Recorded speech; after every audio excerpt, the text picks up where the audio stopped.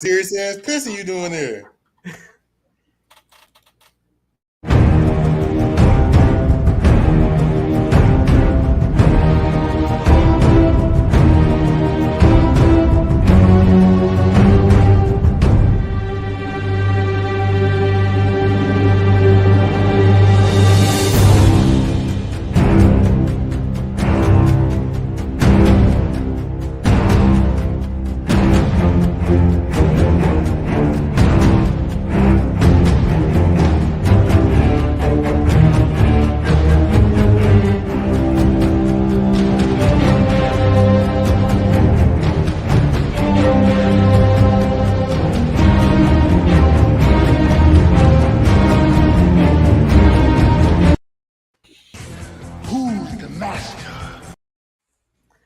What up, everybody? Welcome back to another live stream.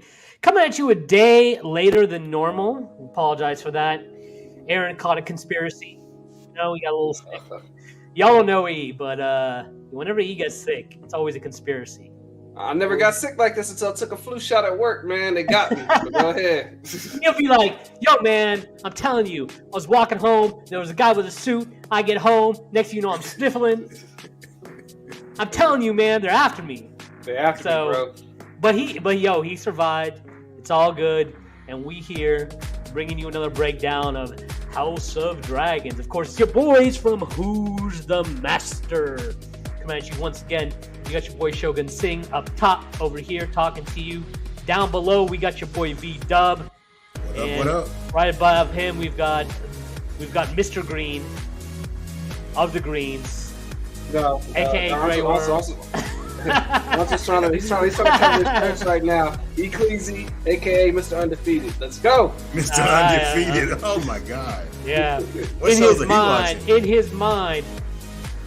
Yo, this is we're coming down to, we got 2 episodes left after this. There's a lot to talk about with this episode. It was a fantastic episode, a fantastic show. We're gonna do it a little bit different than we do it normally. Normally we try to give you guys scene by scene breakdown. You watch the show. You don't need us to walk you through the scenes. So what we're going to try to do instead, we're going to just try to come at you with some of the things we liked, discuss it a little bit more in detail, put some of the fluff aside, not spend too much time on it. Also, make sure you come up in this community as well and participate. We'd love to hear from some of y'all. So what you want to do is you want to hit the subscribe button. That way you're subscribed to this channel. You want to hit that bell up top so you're notified when these live streams are about to air.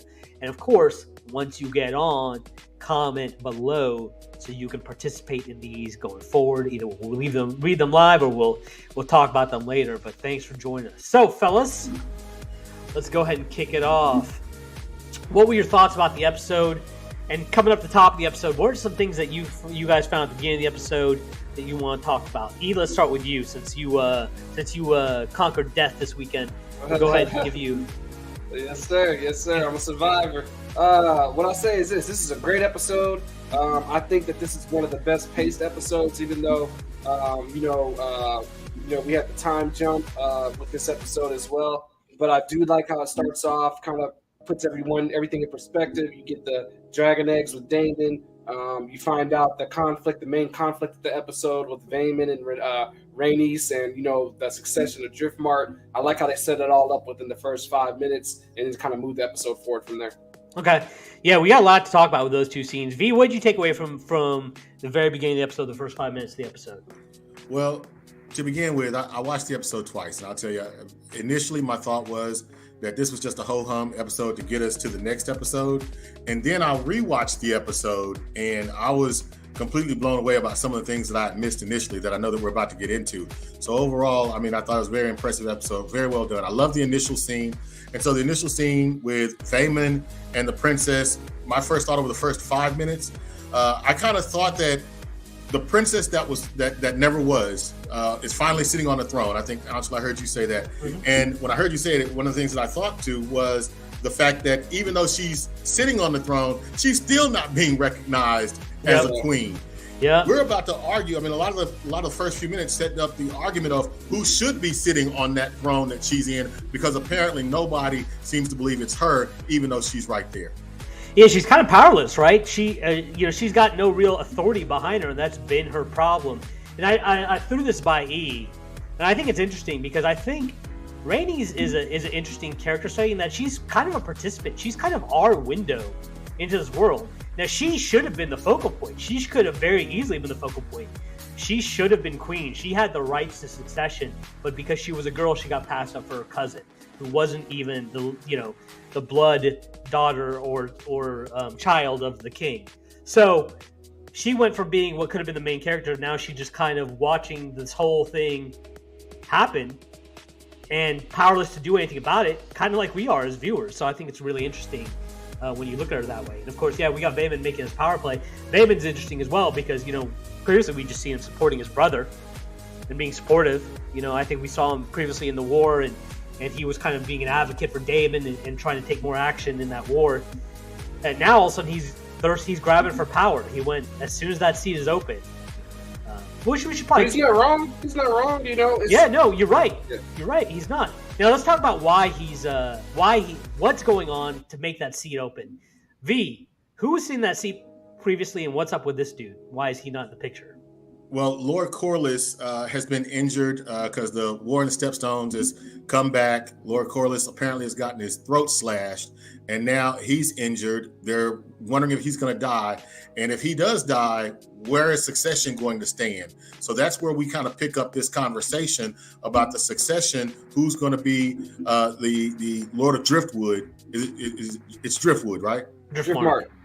Okay, who's going to be the head of Driftmark? And so that's where this scene is all about. And he's very adamant about it needing to be someone of Valyrian blood. That's who he is. He can see himself sitting on the throne and not her bastard children. Yeah, and that's going to be the main crux of the argument when we get to later. So Rhaenyra's bastard children. Yeah, so of course, Rhaenyra's bastard children. So yeah, I mean, it's interesting. It's interesting how that whole scene's set up, and we see right away.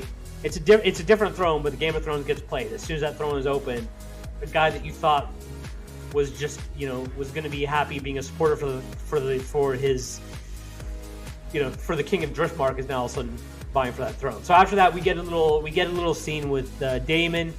He's got some dragon eggs that Syrinx has birthed, and he gets a note from his daughter letting him know what's going on. And so of course that sets us up to where all of a sudden, now that Rhaenyra and Daemon know that their child's claim to Driftmark is they've got some hungry eyes after it, that sets up the main point of the episode, which is getting them back to King's Landing. Okay?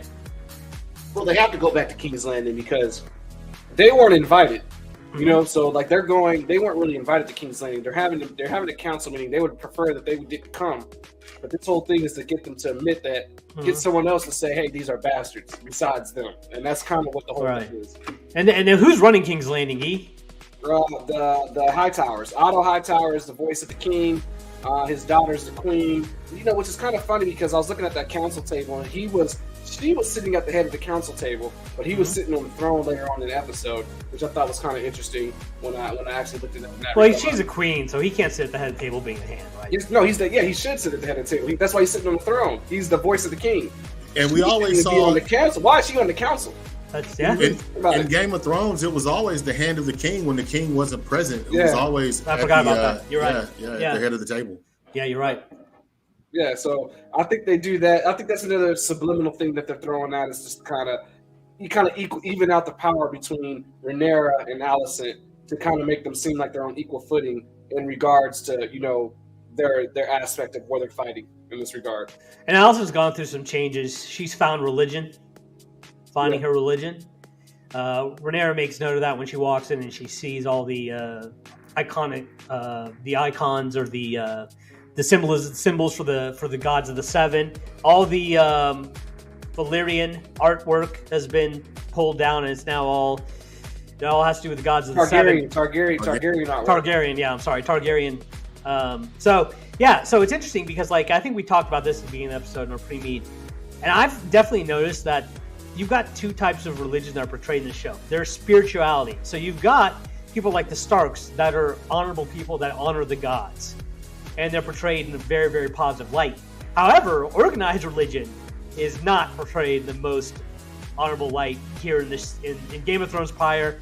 It's too early to say if it's going to be portrayed in an honorable light here in this show or not, but since it's what's behind a change in Alicent, I'm assuming that it's going to lead to a confrontation and it's not going to be really, portrayed too positively. What do you boys think on that? Well, I think that just in general, most people, even if they are the most religion, are still about a lot of what their own personal agendas are. And I think that's what we're seeing with Allison. Even though she kind of hides behind the seven, she's still about what she wants, what she needs, and she's willing to do whatever she can to secure it. And I think that we see that even in organized religion, just as much. Yeah, I think the religion is just a proxy for her to be able to take down the Targaryen and stuff, and it's just an excuse. Now, she may be, like you said, she may be religious, and she may have, found God all of a sudden, but what else could, for her to replace the Targaryen, atmosphere within that castle, she would have to have something that was substantial. And what could be more substantial than religion? Nothing. So that's there's a scene later where we'll talk about the dinner scene where she prays and even her dad looks at her like, what the fuck? Like, what are you doing? And remember now, when the Hightowers died, that's when she realized that it got real. And so maybe there's some lingering guilt. So in order to make herself feel better from that lingering guilt, she found that religion. Sometimes that happens, right?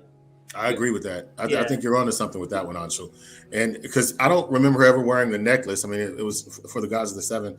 I don't remember her ever wearing that until this episode. She had that bling in this episode, though. That was a chain, dog. She's hiding behind it. And essentially, what is a necklace? I mean, that is showing I am hiding behind this. Yeah. And I think that's what Aaron is talking about. And I think that last episode, Aaron, you kind of mentioned that when she pulls that knife out and she pointed to it, they see who you really are. And ever since then, maybe she's been hiding behind that religion. That's why Flava Flav hides behind that clock. Same way Allison's hiding behind that Star of the Seven, yo. All right, so a couple other things of interest. As we see, the kids are all grown up, man. Kids are no longer kids. It's 6 years later. They're older. First kid we got to talk about. We got to talk about your boy, Aegon. What's Aegon been up to? Aegon out here, you know what I'm saying? He's out there pulling some R. Kelly, you know what I'm saying? However you want, Harvey Weinstein. We're using this power to his benefit, man. He's out here doing these girls wrong, and he's being who he is, man. It's wild. It's wild. Essentially, he just stepped up his game from, kind of pleasing himself in a window to now he's out here just what do they say? They raping everybody up in here. They hide your kids, hide your wife. They raping everybody up in here. Yeah, hey, you know what they say? Practice makes perfect, and he practiced a lot last episode, so he probably perfected that craft. It's funny though, like when you see his reaction when his mom's all pissed off. So, servant girl, he forces himself upon a servant girl, knocks her up. Maybe, we don't know. Allison makes her drink the moon tea to make sure she doesn't get pregnant. And Allison gives the girl some gold and doesn't kill her. And then she goes to berate her son afterwards for what he's done. How could you do that? Let's stop for a second. Anshul, what did you think of how she treated that girl in that scene? What were your thoughts? I'm kind of curious as the known Allison defender on the set.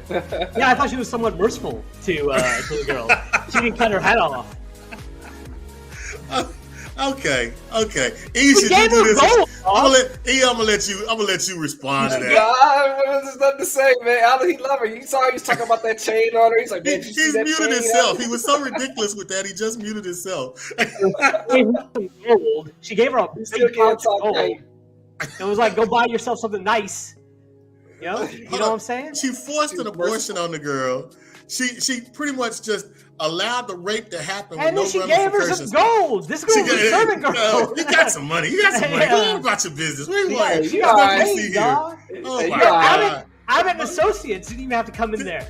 25 seconds ago, she skipped the mediation. She just gave her money. She's like, we don't get no lawyers involved. You can get paid. And her daughter got cheated on. You know what I'm saying? Like, none of that mattered. And she made the girl, blamed it on the girl, got the girl to make the girl, poor little innocent preteen girl, think it's partially her fault that it happened.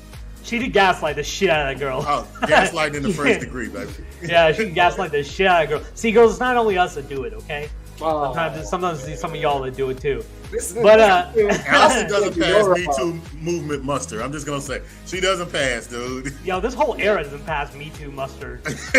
You know, you do anything. You take the world down with Allison. You know what I'm saying? She can't ever be wrong, bro. Aaron's still hurting because we call him Grey Worm, and Aaron is Grey Worm for sure. I'm not hurting. Aaron's I'm not hurting at all. Hey, but what's funny is when she does go check her son, this is how nonchalant, this is how bad my mom she is. She's sitting there yelling at him. She's like, you did that to that girl. He's like, so what? You know what I'm saying? Exactly. He's like, what are serving girls for? And he didn't care until she slapped him, and that's the only thing that shut him up. But it was kind of funny how he got slapped because he was jumping up, and she just slapped the hell out of him mid-sentence, and he's just like, oh man. Yeah, we've all been there too, you know, when we're like, no, I've never met the serving girl.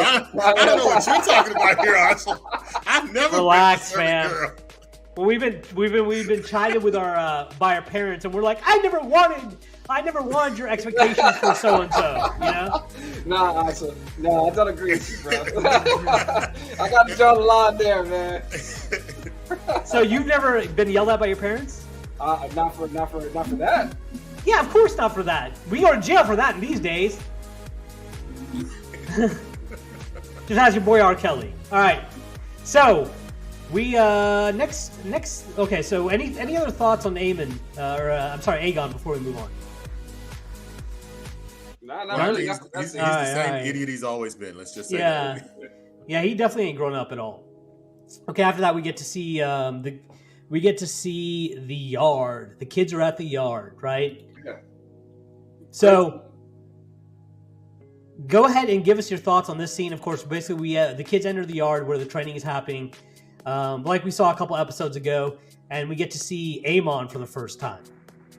Oh, and what we find out right off the muscle is that Aemon has somewhat of a thirsty for battle aura to him. He just says, I don't give a shit about tourneys. I'm about that gangster life. Like I want to roll up on some people and start some shit. So we kind of get a peek into the window of his soul, and what we see right there is not something that's bright. It's pretty dark. Yeah, Aemon chose violence for sure. He even says that when Kristen the Cuck is like, "Oh, you ready for tourneys?" He's like, I didn't give a shit about no tourneys, man. I want to chop off some heads. Yeah. Yo, he looked kind of intimidating with that eye patch in this episode. Like, last couple episodes, the kid that played him, he's a kid, right? So it's hard to feel one way about him, one way or the other. I do think they gave him a lot more duality when he was younger, because there were some scenes where it seemed like maybe he wasn't all vicious, but he seemed straight vicious in this episode. Does he not remind you guys a little bit of Daemon? I mean, I know they both had a blonde wig or whatever, but just the character, the demeanor, he reminds me of a young Daemon when Daemon was part of the City Watch, where Daemon was, chopping off hands and everything else. He was about that life to me when we first introduced to him, and it seems like Aemon is very similar. Yeah. Daemon always had a method to his madness, so there was always reasoning behind it, no matter which way, whether you agree with it or not. This kid just seems to be going off emotion because he was raised a specific way. But I like how the nephews are seeing him battle, train. They're like, yo, this dude's way ahead of us right now. You know what I'm saying? So you can tell that they aren't being raised necessarily to be warriors like how the Hightowers are raising him to be a warrior. You know what I'm saying? Now Kristen the Cuck is preparing him or preparing those dudes. And that's what Sir Harwin Strong was saying in the beginning, like, you're not training these two the same way. So you can see that in the beginning. Well, to add to what you're saying, E, if the first time we saw Jaehaerys Jace, we see him studying with his mom trying to learn Old Valyrian. It's almost like I'm teaching my kids how to be a king in the future, where she's teaching her kids, you guys are going to have to fight for what you want to get to where you want to be. So the whole training for these two have been different up to this point. Hey, Marco was just put a comment there, and he had a good point. Aemon is an anagram of Daemon, and I never noticed that before. So shout out to him. That's a great point. I didn't even catch. Yeah, so that is a great point. Like yin and yang to each other in different regards. So good catch on that. Yo, you know what though? Aemon he gives me a little bit of shades of Ramsay, and Aegon gives me a little bit of shades of Joffrey. Right? There's not complete parallels, obviously, but I don't know. With Aemon, I think it's a little bit of the actor facially. Kind of reminds me of the actor that played Ramsay. Not so much, just some of his mannerisms facially. remind me a little bit of the actor that played Ramsay. With Aegon though, it's definitely shades of Joffrey. No one was like Joffrey to me, man. Joffrey's a spoiled brat, but Joffrey was not dumb though. You go back and watch those episodes. Joffrey was smart, man. He just was a Vicious. Psychopath. Yeah, he was vicious, right? Psychopath. But he was very smart. But let's keep it moving, man. Let's keep it moving. Yeah. So after that, we get the scene you guys want to touch on. Do you guys want to go straight to the meeting before we go, one thing that was interesting too was after the training scene when Daemon entered the castle, how he was being escorted by the Hightowers. I thought that was very interesting because it kind of lets you know that, hey, he's already in cahoots with these people and there's some type of conspiracy going on. So I thought that was very, telling at that point in time because you could see how he looked at his nephews and then how they looked back at him like, okay, this is wild. Yeah, we also get that meeting between Rhaenyra and Rhaenys, which is interesting. Those two actresses, well, the actress that plays Rhaenys is really good, I think. And it's, of course, there's a lot of tension there because Rhaenys thinks that this bitch had her son killed and married her cousin, and she ain't happy. And now Rhaenys is in this vulnerable position where she knows the Hightowers are going to bring up this. Rhaenyra, I'm sorry. Rhaenyra is in this vulnerable position because she thinks, hey, the Hightowers, the only reason that they're really interested in this whole claim to the Driftmark throne is so they can publicly basically call her out for having two bastards, which is, of course, treason, right? And they can put it on public record. They can put it on wax, So, yeah, she goes to talk to Rhaenys and hopefully get some support. And she even says, hey, listen, we can legitimize your kids' claim on or your grandkids' claim on the throne by marrying them off to my kids, and we can both be mutually beneficial. And Rhaenys is confrontational with her, but she doesn't deny her. She also doesn't accept the offer. What were some interesting takeaways for you two on that scene in particular? V, you can go ahead and start this off. Well, that scene kind of illustrates it's all about legitimacy, right? Mm-hmm. It's all about being at whatever the front is. So I'm going to someone because I know if I get her on my side, then that's going to give me some sense of legitimacy when I go to court, because it's essentially going to court, right? Somebody's going to rule. So she's going there trying to make sure she can get legitimacy, and Rhaenyra wouldn't give it to her. Rhaenys wouldn't give it to her. So go ahead. I'm sorry. Quick thought on that. I kind of see where you're coming from, but the legitimacy she's worried about is not the throne of Driftmark. Honestly, I don't think. No. But it does lead to the Driftwood is what we're going to put this, like you said, we're going to put this on wax. We're going to get this here recorded, and ultimately, the legitimacy is about her having the claim to the throne because and her kids' legitimacy, honestly, because that's what knocks down her claim. Her claim to the throne is technically rock solid, right? Now, ultimately, the Hightowers can scheme that away, but technically, that's supposed to be rock solid. But it's not going to be rock solid if people think that she's, a quote-unquote whore who has bastard children from her knight, right? Exactly. So that's what she's concerned about legitimacy-wise. I don't know, E, what do you think? That's exactly what that whole scene was about. When Rhaenys understands the Game of Thrones, so she's basically telling her, like, hey, look, I know that's a great offer, but is it an offer you want to offer because you really want to offer, or are you just desperate right now? Mm-hmm. What I'm going to do is I'm going to sit back and I'm going to see how this whole thing plays out, and then I'm going to make my decision. I'm not just going to jump and leave with you. But she's like, but one thing's for sure, when we have this meeting tomorrow, they're going to hit you. You know what I'm saying? Like you're about to take a blow. And she would let her know that. And she said, I want to see how that shakes out before I make my move. So I thought that she was basically playing the game to where she wasn't going to put herself on either side until she legitimately had to. And because, the damage was done. You know what I'm saying? Daemon was already signed up with her. Let me ask you this, though. But wouldn't her kids benefit more from her accepting that offer immediately? It's with her at this point. It's not about what's a benefit. It's about, listen, you had my son killed, and it's about her. Remember what Rhaenyra tell her is like. First I was worried about you supporting Vaemon's claim, but now I know the claim you want to support is yours. She wants to take that the throne of Driftmark, right? So. Yeah, there's just some interesting note there. Of course, it ends up playing into the scene later when we get the whole meeting over the claim of Driftmark. I forgot what the exact term they used for it was. Well, I think that she just basically played the game to where it's like, why would I give you an answer now when I don't have to? For sure. It's about to come out. This bastard thing's coming out no matter what I say right now. It's going to come out. So let me see how this shakes out. And I think she was just kind of just leaning back. You know, Yeah, that's for sure. my personal opinion. And she's basically telling her, like, you're about to get hit. I don't want any of this residual or peripheral damage on me right now. So let's go ahead and move on to the meeting about the claim, right? Well, what about Rhaenyra when she's talking to her father? Do we want to Yeah. touch on that? We do want to touch on that. Okay, so Rhaenyra Great does scene. go to meet her father. We'll touch on this briefly. You know, it's an interesting scene because Rhaenyra goes to talk to her father, who looks like death. He looks like straight he looks like death. he did this weekend. You know, that's what he looked like. He had the whole bandage Still- around half his face. He's Still falling kind out. of feel that way right now. But yeah, I wish I had some milk of the poppy. You know, but go ahead. Yeah. That's that Yeah, real. we'll that talk real about that. drink. We'll talk about Viserys drinking on that scissor here in a second. But yeah, it's an interesting scene because you know she goes there. That's the first time you can tell she's shook, right? She's worried about what's going to happen.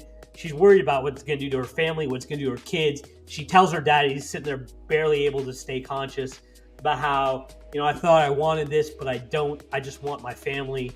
And then, of course, Daemon enters. And the scene between him and Daemon is interesting as well because you can tell he's reaching out for his brother. Like, he knows he's going to die, and he wants to, it's a big regret is the relationship between him and his brother. I caught that from that scene anyway. I don't know about y'all. But there was somebody else you thought you saw him reaching out for as well, right, V? Well, what I saw in that scene, and before we get to the cover, I know what you're talking about, but though, when Daemon is having that moment with his brother, you can really see the concern for his brother in his face. And I'm one of those that always believe that I don't think Daemon wanted to be king. I think Daemon wanted to be recognized by his brother. I think he wanted to, hey, you remember when he's saying you didn't name me hand, you know, I was your legitimate heir. You know, I think there's a lot of hostility that Daemon had that we saw in the last episode at Daemon's wife's funeral that Daemon was carrying with him. But I think in this episode, we saw that Daemon was like, I need to put all that bullshit behind me. I really am looking at my brother right here. And right now, what I see is not the king. I see my brother. And I saw legitimate concern. And to what you were talking about, Anshul, he then picks up the cup because he can see they've been giving him this purple drink, this milk of the poppy, and it's got him all woozy. And so Daemon kind of really inspects that cup. So, you know, that's a good takeaway. And another thing I noticed is you can tell he wants to say some kind words to his brother, but he doesn't know how to do it. So he immediately just moves on to the matter at hand. Like, he's like struggling with it. He's like, I should say something. I should bond with him in some way. He doesn't know how to do it. And he's like, well, the reason we're here is because, you know, Daemon is trying to usurp the Jaehaerys' claim. Or was it, which kid? Jace's. Harris or whatever. Yeah. But you know, and one thing I liked about that scene is like when he first came in, and she's like, "Hey, Dad," because they walked in together, and she's like, "Hey, Dad, it's me." And he loves his daughter. He's like, "Oh, sit me up," you know what I'm saying? Immediately, Yeah. you know what I'm saying? And they sit him up, and he sees the kids get scared of him. But you know, he's like Aegon. He doesn't flip out at the name of Aegon. He's like, "Yeah, that's the name of the king." And you can kind of just see the relationship between him and Rhaenyra is a different level than his relationship with anyone else on the show. Period. Hey, I wanted to ask you a quick question about that because I know, in my opinion, it seemed like they were giving him the milk of the poppy. He was staying disoriented. Did you think there were some ulterior motives for why they were doing that? Yeah. I think the whole point that, sure. I think the whole point, and I actually think that they give us a definitive answer in the next scene when we get there. But the whole point was to kind of keep him disorientated and kind of run the kingdom the way they want to.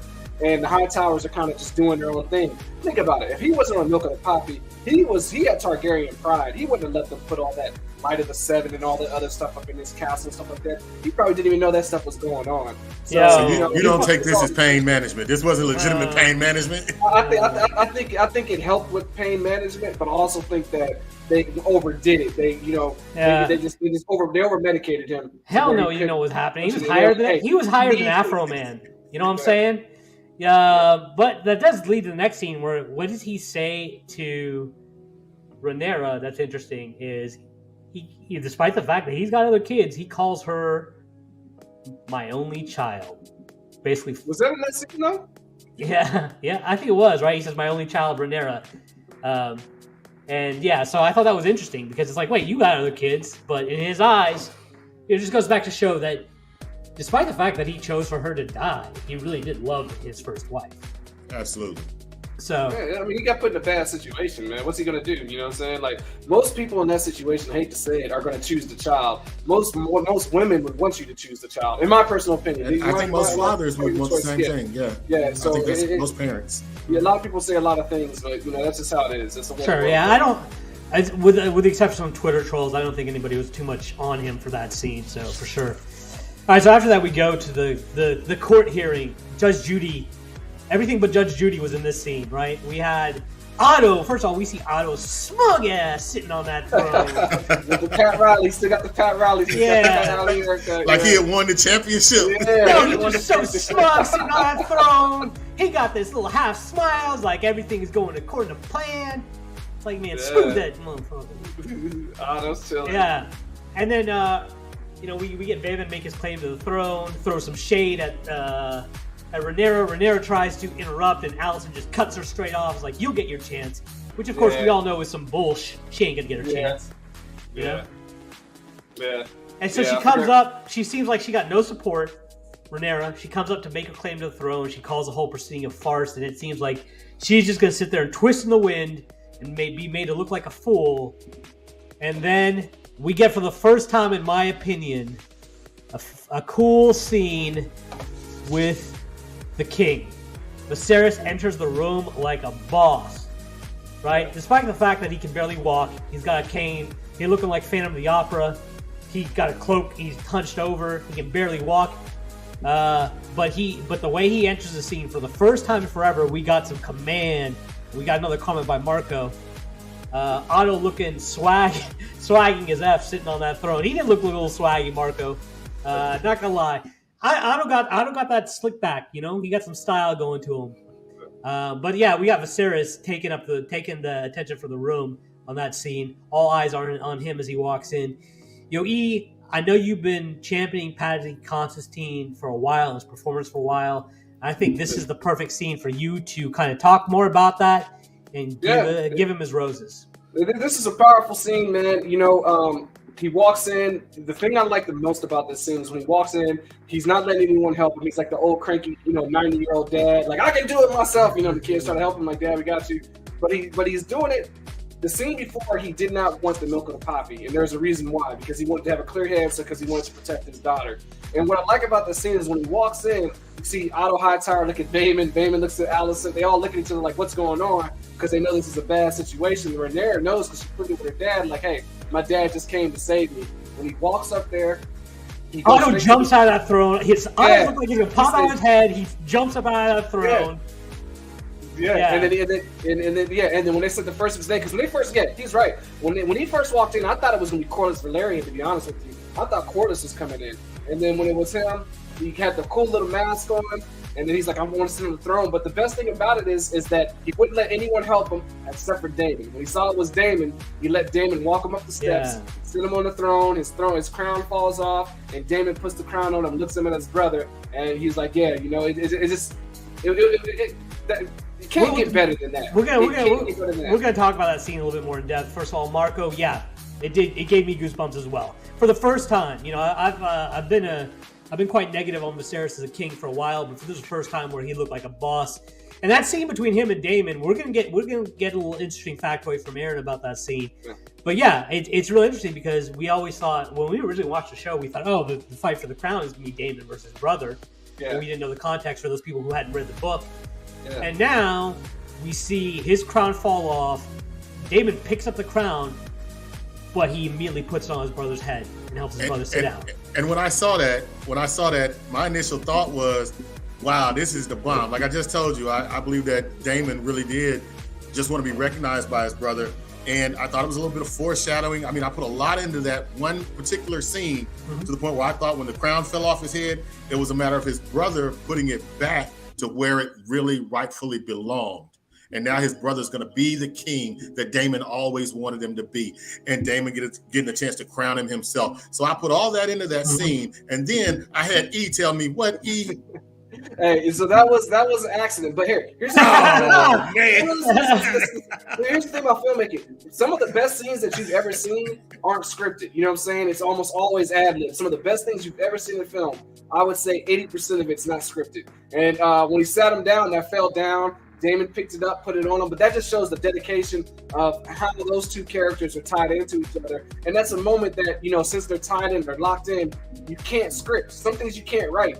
And look how it resonated with everyone. If you ask anyone from this episode what the best moment of that scene was, I guarantee you it's his walk in to him sitting on the throne and Damon handing his crown. Most people are going to go with that. So, that was a powerful scene. And Patty Considine, man, you know, Millie Alcock, I didn't think, I thought she was going to be the biggest, you know, person we would miss on the show. I still think she's a way better Rhaenyra. Sorry, I like the new Rhaenyra, but I agree. She doesn't have that energy. But I'm curious about how these last 2 episodes are going to play out without him there. Well, listen, he made it a lot longer than any of us thought he was going to make it. For real. I thought he was going to be done by like episode 3. No doubt. And I think he stayed around long enough to make it to award shows. You guys see an Emmy in his future? Maybe. Listen, the way he's going to get a nomination. That acting scene, making him look that old. I mean, you know, Vince, you're the one that of us that's closest to death, right? So.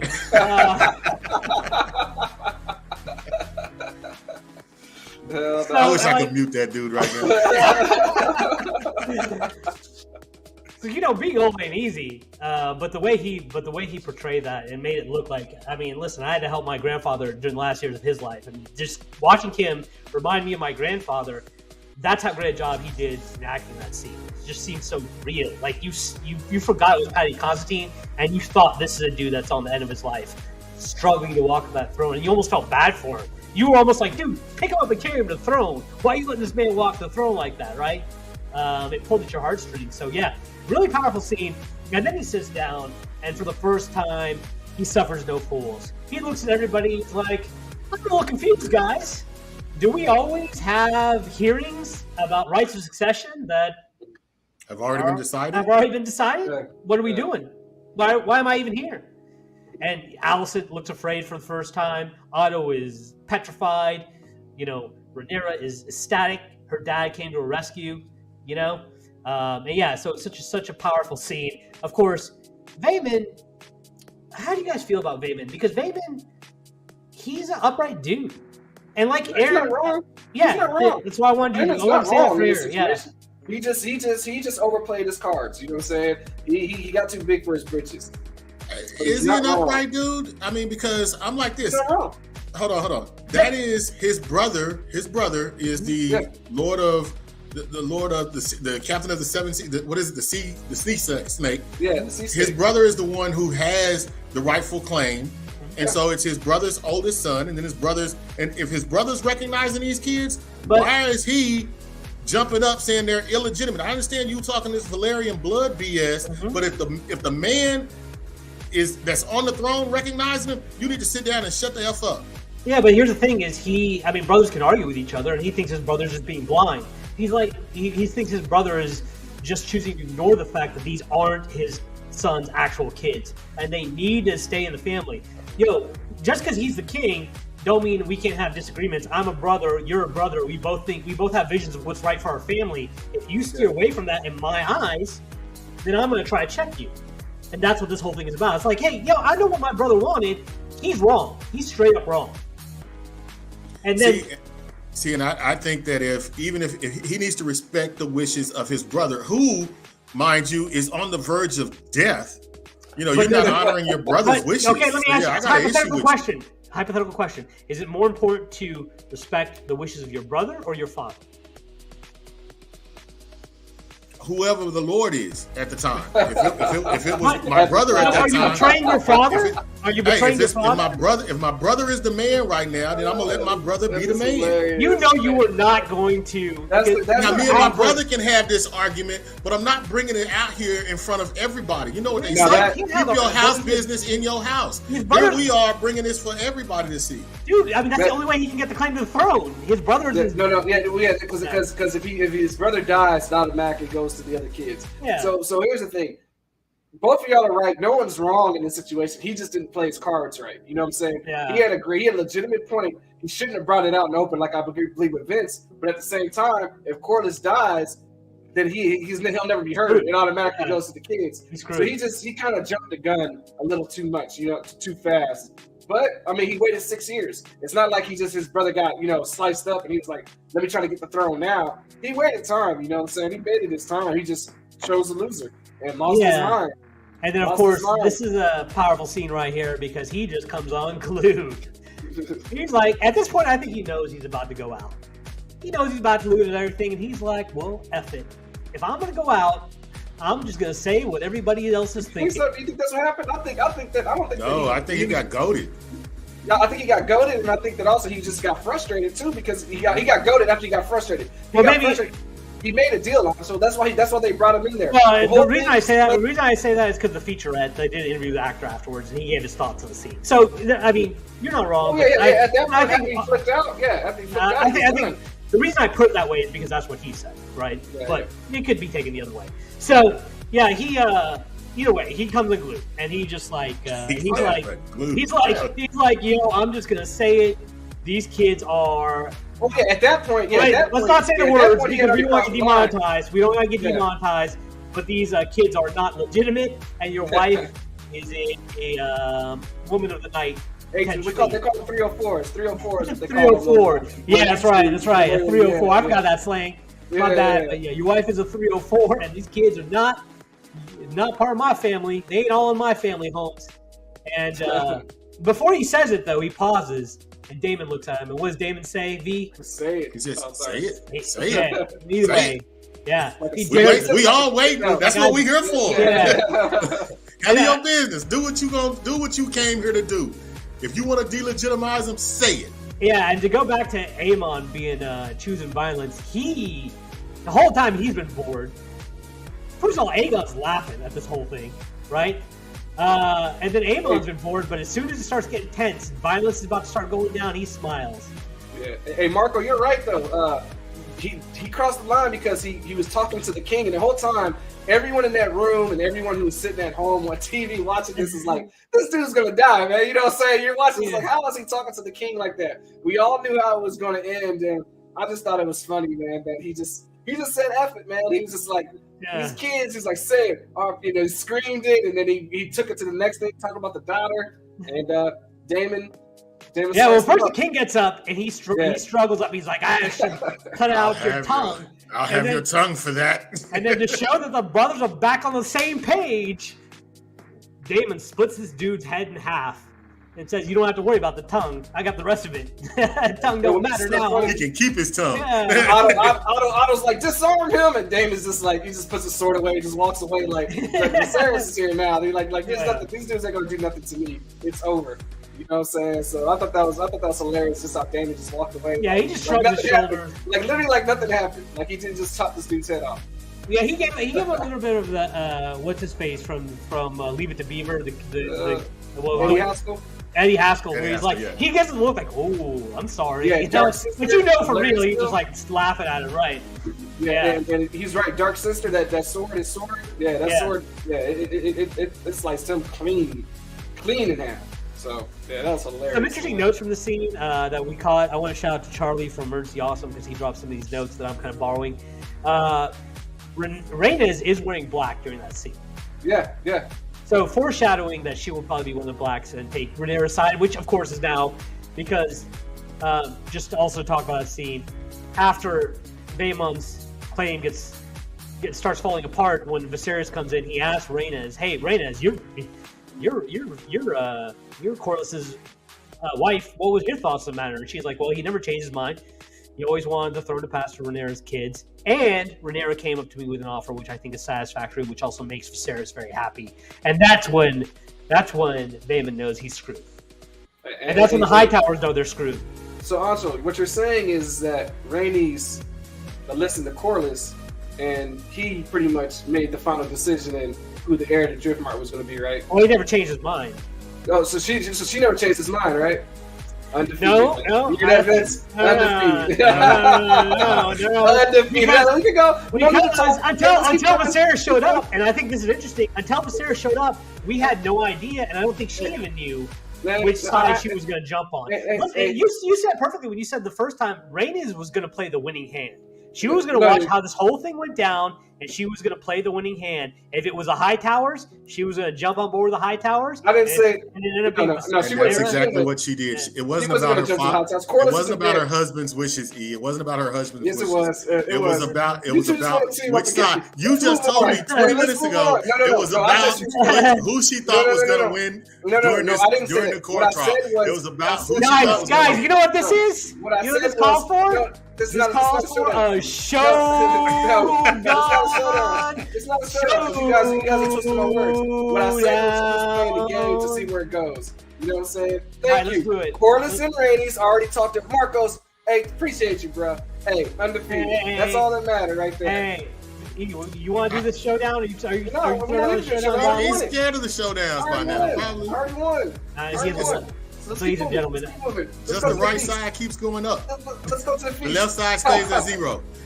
we want to give Marco some love. Marco, thank you for participating in this live stream, man. You've brought a lot of gold. Corliss and Reyes already talked about that in the last episode. You're right, they did. I almost forgot about that. They did have a discussion, but there was a little bit of disagreement between them. They weren't on the same page. That's the first time we saw in the entire series that they weren't on the same page. Just doesn't stop, bro. So, you just don't stop. Let's go, man. Let's go. I won, man. I won. You two are wrong. What do you think you win for real? One of these days you will win for real. You won't have to try so hard to win. Oh my god. That's the end of Vaymond. Vaymond gets chopped up. He gets sliced up. And then we go to the final scene, the most interesting scene. I think everything kind of ties together. Because Viserys said he wanted. Viserys said he wanted to have a meal with his family. I think that's important to say that. Yeah. Viserys very important to have a meal. Yeah, okay, we got the Last Supper. So Viserys tells everybody, like, listen, I want to have a proper meal. And it almost seems like this is going to be a feel-good episode for a second. Of course, almost like watch Game of Thrones, though. That's not how it's going to go down. But there's a little bit of tension up at the beginning of the episode. We got all the parties, and the family is all sitting together. Not all of them are on the same page. Not all of them get along. Viserys waltzes in, which waltzing is putting it very, very mildly. He gets carried in, right, because he can barely walk. And he sits down in his seat, and he makes one final plea to his family, trying to get them to get along. Right? He just basically says, hey, we're all family. Can we please just get along? Makes a very emotional plea and breaks the ice. And then the Olive branch gets extended by Rhaenyra. She makes a toast to Alicent, and then Alicent reciprocates. And we think maybe they might be getting on the same page. Go ahead, E. Yeah, I think Viserys took it deeper than, just saying, this is what I want us to be happy. I think he was trying to let them know, like, hey, look, the only thing that can destroy us right now is us. As long as we get along, everyone outside doesn't matter. That's what I'm trying to get you guys to understand. And, they're not really seeing that. But I just want to say that it was deeper than just him being happy. He was trying to let them know what the future could be if they actually went to war. You know what I'm saying? He already knows what can happen in that regard. Yeah. Well, his whole reasoning behind the previous scene of making sure that legitimacy was restored is because he wants to keep the peace. Now, at this dinner, he's all Rodney King for us. He's just that, can't we all just get along? Well, that's kind of been his problem with me for the duration of his time as ruler. Is he's always wanted everybody to get along. He's wanted the peace to happen and just keep with the peace that Jaehaerys brought. But sometimes you got to be a little vicious and you got to throw the gauntlet down. And he hasn't done that. But this is the first time where he pleaded for peace between the family, to where it really seemed to resonate, at least until he left. And then we got them damn kids. Them damn kids, man. But hold on. Before you say that, though, I think that he really thought he had done it, too. He thought that he saw happiness, and he thought he had just ensured the peace. He had done what he got out of his bed, crippled, bone broken, mind on the poppy. He had done exactly what he thought he had done. I think he did do it. I think he did it between Rhaenyra and Alicent. I think those two were really being honest, and I think those two really were being legitimate with each other. But the problem is that their kids have been poisoned so much with this war that those two started that it just perpetuated into the future. I think between all the adults in the room, he got them to kind of look past and say, because she was like, hey, even though I don't like you, you did take care of my dad. You may have, over medicated him and had him high all the time, but you still took care of him. And she was like, hey, we're there, we grew up, we're friends, we've been distant, and there's a lot of things, we have a lot of stress. But I think what they said to each other was legitimate, and I think they meant what they were saying. But Oh, I in do the too. meantime, And here's the thing. The kids didn't get along. There's a little bit of stuff we'll touch on with the stuff with the kids. I don't want to get too deep into it because I think this is going to set up for later, and we want to talk about the final scene, which is going to be the most important.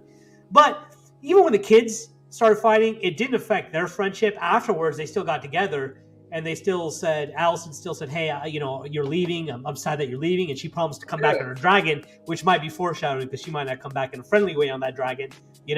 But the kids getting a fight didn't really affect their relationship even at the end. And she even chided Aemon for striking that blow that we're about to talk about. I feel like Allison and Rhaenyra were genuine at that moment. Yes, Marco, I agree with you. I think V agrees as well. Yeah. With E's assessment that they were already. But the hate already passed the that's kids. on the kids. Yeah. It was already on the kids, and Aegon was just because the Rhaenyra's kids were being cool the whole time. Well, I guess they weren't. I guess they started picking at Aemon first. The one that's the badass. You can start picking the smallest one is started. Like, took his eye out, you know what I'm saying? Like, they still cut his eye out, so you can be hard as you want. It's gonna create some bad blood. You take my eye out, bro. Yeah. I don't know if I can just look past that. And the kid was like, "Hey, I'll take that trade. I'll take a dragon for her." I don't think that bothers him because he got the dragon. I'll take the biggest dragon that's around. Would still hold some anger within me about the lost eye. Yeah, but he got the biggest. I already had the dragon when you took the eye, so me personally, I'm still gonna hold it a little bit. Yeah, but it is what it is, So if he had the dragon, he wouldn't have got the eye taken out. But Vince, tell us about the catch that you made about the kids messing with Aemon. Sorry, Anjo.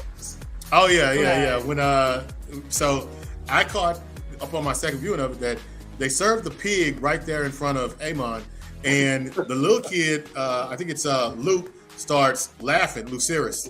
Yeah. Is it Lucerys? He starts laughing and giggling because it was a callback to a previous episode where he received a pink dragon, which was really a pig. Yeah. And so when they start snickering about the pig, all of a sudden he jumps up, Aemon jumps up and fight on. The whole thing starts because we jumped ahead a little bit with Aegon trying to get Jaehaerys because Jaehaerys is now betrothed, and he's like, "Oh, you finally gonna get laid, right?" Just like homeboys do, though they're not really homeboys. But "Oh, you finally gonna get laid. You need some help trying to figure out where to put it in." And then Jaehaerys wants to jump up and throw down, but then Aemon gets up, and then he thinks better of it, and he actually recovers pretty well as he kind of makes a little toast and it kind of digs at Aemon, and then that gets Helena, his wife. Aegon, I'm sorry, gets Helena, his wife, to go ahead and throw some shade at him as well for being a F boy. But yeah, I love how Aemon stood up in that scene though when you muted yourself, Anshul. Yeah, when Jaehaerys stood up and tried to put on a show like he was going to do something. Usually it's the older brother who stands up and does that, but I love how Aemon stood up in that scene. Like, is it about to go down? This is what I've been waiting for. He just stared at him. You know what I'm saying? And everyone's just cautious, and then they all kind of play their part and everything. Well, Marco, they are more diplomatic, but they got to be diplomatic because them other two boys, at least Aemon, Aemon can throw down. So Aemon will slice their necks if they try to get a little too. But they're not punks. Hey, Rhaenyra's kids aren't punks. Jaehaerys went out Aemon. He took a shot. Yeah, and then so what do you think about an old boy dancing with his wife though? Aegon, because that was part of messing with them too. You know what I'm saying? To start dancing with Helena's wife, and that's kind of what started all the Aegon's wife. That's kind of what started with all the friendly banter and stuff like that. I thought that was hilarious, man. Aegon took some L's. He got a little bit of pride back, but he got it on the smallest one. He got the littlest kid, putting him in an arm lock when Aemon and Jaehaerys were fighting each other. But yeah, props to Jaehaerys for going at Aemon because Aemon, he ain't Aemon's match. What did you guys think of I forgot her name. Hold up for a second, Vince. We should throw down the reason they started fighting is Aemon proposed a toast, calling them so strong. Yeah. But, he's saying, "Hey, I want to." I love how he calls them nephews. Because it's got such derision behind that, He's like, "Hello, nephews." Yeah, nephews. Hey, I love how you knew that toast was about to take a left turn, like a Tarantino movie. I always say that because he's just like, I'm gonna thank all the guests, and especially to my nephews who are decisive, brave, and you just knew something was gonna come out. And as soon as he said strong, everybody looked at him like, "Don't say it, and strong." Yeah. Which, of course, is a reference to their bastard father. So let's wrap this up because we want to talk about that last scene here before the hour is up. V, you had something real quick. You got something real quick. Yeah, I was going to ask what you guys thought about Beware the Beast Beneath the Boards, what they may have been referring to. So some people have said that she was just making fun of Aegon for being a slut. Aaron thinks that it might have something to do with our boy Clubfoot and being a rat. But we'll see. We'll see how that pans out. Let's talk about that last scene where Alicent comes to Viserys' bedside. I didn't hold up before you said that. I know you want to get her quick, but you said Beast Beneath Board. I'm almost positive that's foreshadowing for something else. But go ahead. Okay, so Alicent, yeah, we'll see. That's a good catch because I didn't even consider that until he said it. Alicent is, of course, on Viserys' bed, tucking him in at night. Viserys starts talking to her, saying, hey, listen. He basically starts reciting the prophecy that he told Rhaenyra about Aegon the Conqueror and about the prince that was promised, but he's high out of his mind, and so he's just mumbling, and she just picks up little words. Aegon, which is, of course, the name of her son, prince that was promised, you're the one. So she thinks that he's basically reciting a prophecy to her that Aegon needs to be the king. And, of course, so we just had her and Rhaenyra get back on the same page. Now we got this Looney Tune woman who's way into religion being given this prophecy by her dying husband. And, of course, it looks like just when we thought they were going to get together, it's about to go down again. What are you guys' thoughts on that final scene? And then we'll wrap up the stream. I think it was the weakest part of the episode, personally. I hate that everything comes down to misunderstanding, but I understand that they found out that Simps like Answer who love Alicent needed a reason for her to look good, so they just had to throw it in there. What do you think, Vince? I thought the exact same thing. I thought that was absolutely terrible. We just delved into 1980s soap opera television all of a sudden, where someone's drunk and high out of their mind, mutters a few words that causes a misunderstanding. There are so many different ways you could have got to where the blacks versus the greens are going to be going at it, than to let it be on this particular misunderstanding. It was a weak curveball, and I felt as though, it was completely out of the strike zone. If that ends up being all to it, I'll agree with you guys. We'll give it a chance because I've enjoyed the show so far, so I don't want to go ahead and a little bit, take away from it a little bit too early and say that they dropped the ball. So we'll give it a chance to see what happens. But yeah, if this is the only reason the war starts, the king that's on Poppy. The war's already started, but the war's already funny. You're always soft on scenes with Alicent in there, dog. No matter what scene it is, He's trying real hard. You always trying to glide. Aaron's trying real hard ever since we called him Grey Worm to try to put back on me. No. He doesn't want to own up to the fact that it was Alicent's misunderstanding that might be leading to the war. He's already defending her. He's preparing for next week. No, that's not it. No. Alicent's still a wonderful girl. Give us the grades. And my favorite color is green. We got 3 minutes left. Give us the grades. V, you'll go first.